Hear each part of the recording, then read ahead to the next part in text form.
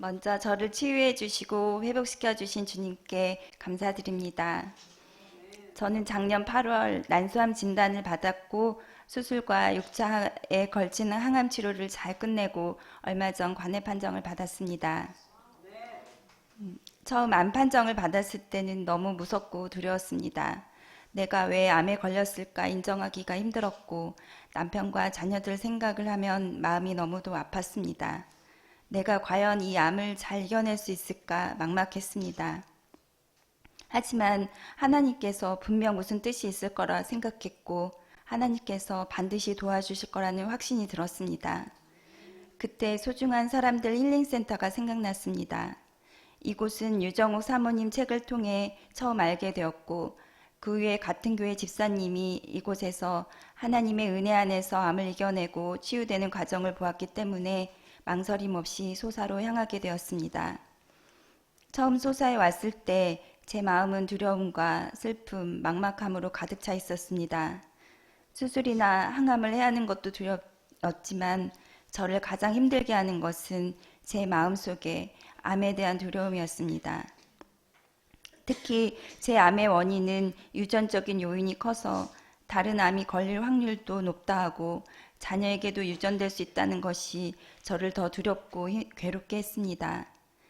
정말 사방이 막혀있는 광야에 서 있는 것 같았습니다. 제가 의지할 곳은 오직 하나님뿐이었습니다. 모든 문제, 걱정, 두려움 다 주님 앞에 내려놓고 주님만 바라보자 결심하고 주님이 일해주길 기도했습니다. 열심히 예배드리고 열심히 찬양하고 열심히 먹고 열심히 운동하고 열심히 노력했습니다.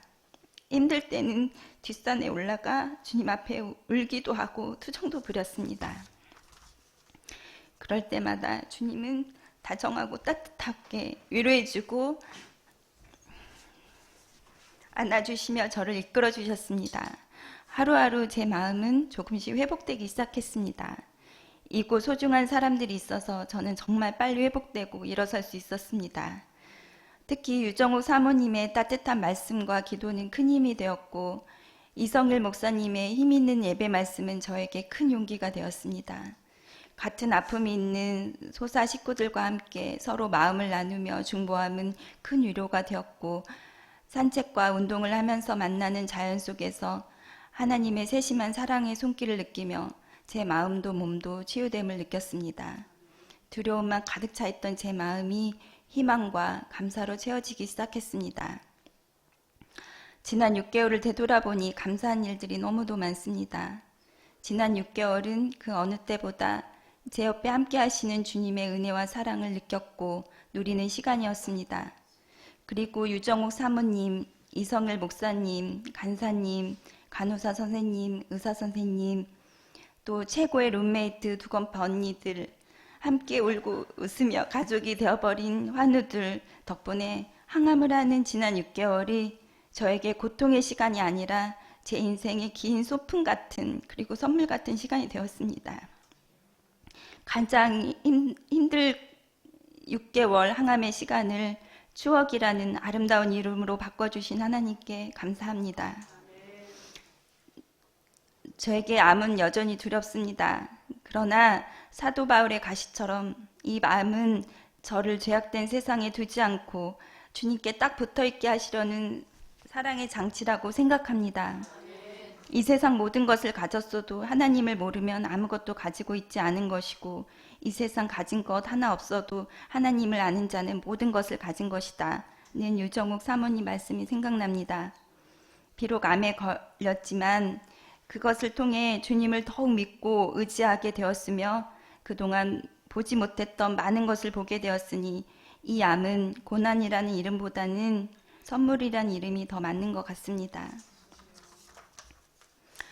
낫는 것이 사명이라는 목사님과 사모님의 말씀처럼 그 사명을 꼭 이루어 아프고 힘든 사람에게 위로와 희망이 되고 싶습니다. 그리고 소사에서 받은 이 사랑을 이제는 중보자로서 동역자로서 함께하고 싶습니다. 그리고 아직 이 좋은 주님을 모르는 사람들에게 주님의 사랑을 전하는 사람이 되고 싶습니다.